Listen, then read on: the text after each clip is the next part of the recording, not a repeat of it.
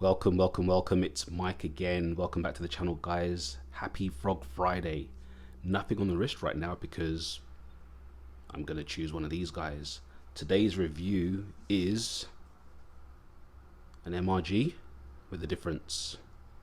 It is the MRG1100-2 Frogman. Yes, I said it right. It's an MRG Frogman. But before I get into this vid, guys, I just want to show you what I found when I opened this for the first time. So just check it out. When I opened this for the first time, this is what I found. Okay, guys, so I'm back again with my titanium Frogman, and I'm going to attempt to open the case back and change the battery.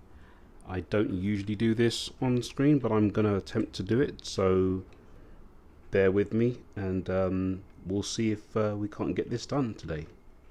So let's line up the links. I'm going to use this pin tool here to just hammer the link out with my little trusty hammer here. It's going through very easily.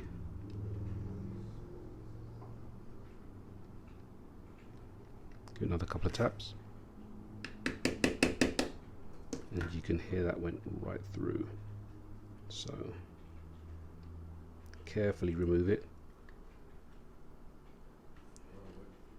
I like to keep the orientation the same,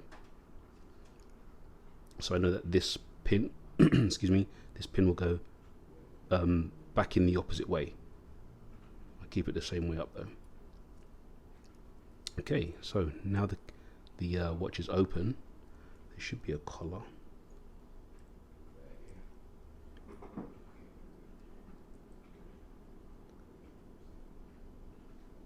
Oh, I cannot see the. Oh, maybe the collar is still on the pin. Ah, yes, you can see the pin is flanged. Okay, so there's no collar there. Awesome, I like that. I've not seen that one before. So I'm going to carefully place it on there. Yes, here we go.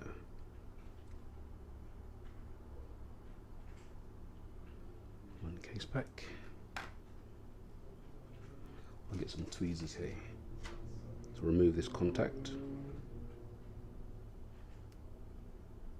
Carefully. Now, this rubber piece here, you can see it was spun around. It has a metal contact underneath. And what do you know? This one does not have it. That is why that was not working. As you can see, guys, there was a little bit, or should I say a major problem with the fact that this Frogman had been opened for a battery change or a service, and the contact which closes the circuit for the module was missing. That means that actually none of this would have worked. The time would be incorrect. There'd be zero functionality from the buttons because basically the module was open circuit. I did prefabricate a tiny piece of metal, and as you can see, my prefabrication worked, and I was able to get this Frogman back to life. Now, the good thing about that not working was, I would say the previous owner didn't get to wear this a lot, and that would have been why, because it wasn't working. Why would you wear a watch that doesn't work properly? The very good thing about that is because this watch was this watch came out in 1999, so it's 21 years old. It's been kept in really good condition. I mean, you don't often see them in such good condition. There's a couple of scuffs, but it's 21 years old. A little bit of a rash there, a little scuff there, a little scratch there, but it's full titanium, guys. 21 years old, and it looks like this. This is a beautiful example of this MRG Frogman. Now, that was the good thing about it. The bad thing about it obviously was that the watch wasn't working for him, which actually worked in my favor, because it means that you get a watch that doesn't work for a cheaper price because it's not working. I mean, there's one on eBay right now and it's going for over $1,000, and guys, really, it's, for the condition, it's fully scratched up. I mean, it's in really poor condition, and it's still for sale, and it has been for a while. I wouldn't buy it simply because of the condition, but these guys are like hen's teeth. Try and find a link, full titanium link, solid links. It's like a split pin kind of pin in there, as you saw when I took it apart earlier. Really, really hard to find. When I say hard to find, impossible to find. You'd have to almost buy another watch just for spares, which doesn't really make any sense. I was fortunate because even though this only has 6 links on either side, which renders it tiny, as you can see, does have a dive extension which enables me to wear it on my 7 3/4 with the dive extension open, obviously, but that's tidy. I don't mind wearing it like that at all. So that works for me, and I can say without a shadow of a doubt, guys, that this is a collection keeper because it's in great condition, it's rare, it's old, and it's just one of those pieces that when you have them, you keep a hold of them, especially when they're working. So I'll give you some quick stats. The case size is a 46mm. The lug to lug is a 44mm. The lug width is 27mm, tapering down to 16mm with a 20mm clasp. And as you can see, that clasp has a couple of little tiny scratches on there, but it's full titanium, guys. Plus 21 years old, it's gonna have a couple, right? Nothing major though. This is in really, really good condition, fully operational, and an absolute collection prize. Now, where did I get it from? Japan, directly from Japan. Steve at JTM Watches, great guy to deal with. I'll leave a link in the description down below. Contacted him, and he actually helped me find a couple pieces, and I'll mention him in another video later on, but this was one that he helped me get, and he was able to look it over and make sure that it was what was advertised, and sent it over via EMS, and I got it within a week. So thank you, Steve. Shout out to Steve. We will definitely be doing business again because that was a perfect transaction, and made a really good friend as well, which I really do believe in this hobby. You should be making friends with the people you're dealing with and not just dealing with them on a transactional basis, but that's just me. Anyway, on with the watch, guys. So full titanium, as I said, can't stop saying that, full titanium. In fact, it even has it inscripted. I'm gonna fumble this now, but it has it inscripted here on the clasp. I'll show you if I can get it in focus.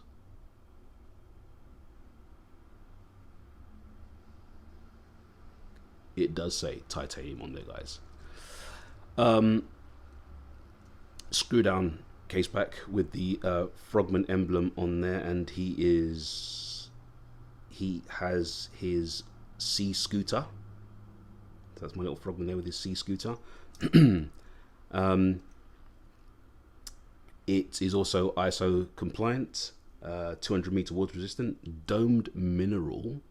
The dome on there, it's quite domed as well. It makes it really hard to take pictures of this watch. She's very camera shy, but no matter, we'll take a few and get some good ones.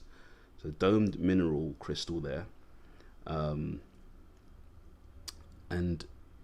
blue IP coated bezel ring there, which I have not tried to remove. I do not want to scratch that. You can see on the actual outer bezel that all of the modes are inscripted on the outside as opposed to on the inside like they normally are on a Frogman. And incidentally, this is the only Master of G MRG, so it has so many unique qualities. It's an MRG, it's a Frogman, it's the only MRG Frogman, it's a full titanium Frogman, the only full titanium Frogman, and it's the first and only Master of G MRG. Oh, just perfect. I love this thing. I love this thing. The weight is 122.4 grams, so it's heavier than this guy, but lighter than all of the other frogs. This guy is the 200 series, and the 200 series weighs in at 82 grams. But these guys are heavier, obviously. I think the 1000 series 115 grams, and the D series, this guy here, weighs in at 141 grams. So yeah, they're heavier. But anyway, I digress. Let's go through the modes, guys. So with this 21-year-old module, it's the 2036. It's not jam-packed full of tech, but you don't need it as a dive watch. It has what it needs. So here we go. Normal timekeeping mode. Sight. Now, the sight, instead of having world time, it has pre-programmed popular dive sites from around the world, and I think there's 10 of them. So I had to manipulate one and change it to Vancouver so I could get my home time programmed into the site. ID. So this is where you would put your name. Let's go through them. Your name, your credit card details. No, thank you. Your emergency number. Yeah, I couldn't see that. Your passport. Yeah, I think I'll pass on that one. Your blood type. You know what? I don't even know mine. It'd be good to know. Be good to put in if you in an emergency.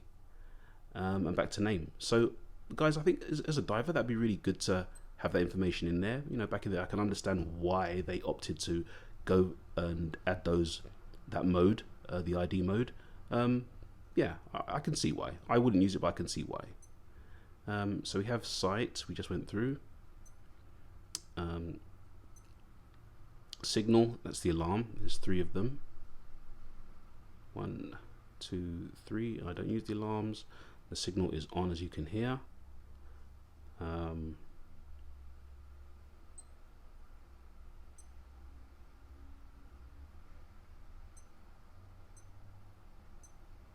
Timer. Countdown timer. Reset. And we do also have a stopwatch.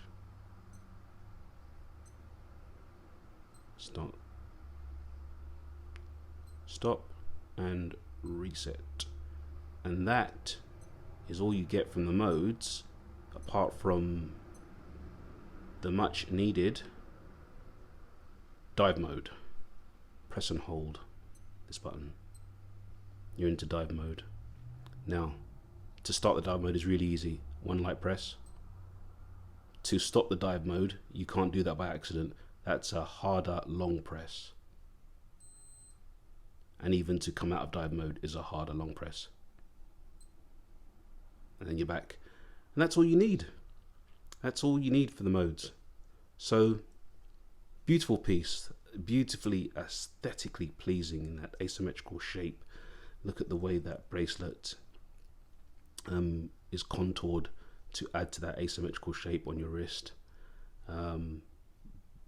Just a lovely collection piece, guys. I'm so glad I was able to get it. Thank you, Steve, for helping me get this. I've wanted one for a long time, and it's one of those pieces that I think, well, it has its place at the top shelf, on the top shelf with my other MRG. I don't know what else to tell you about it, guys. I think you can see it's beautiful. It has a beautiful backlight, which I'm going to show you right now. Put it down gently.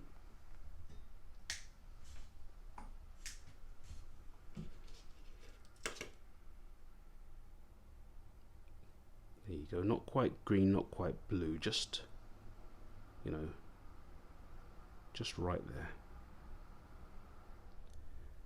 And just as this video is live and organic, you can see why I have lost the backlight, guys. That flashing there, yes, that is the battery. So I will have to be opening this watch again today and replacing that battery for a new one. I'm going to leave it there, guys. Wear all of your timepieces in the very best of health. And until next time, take care.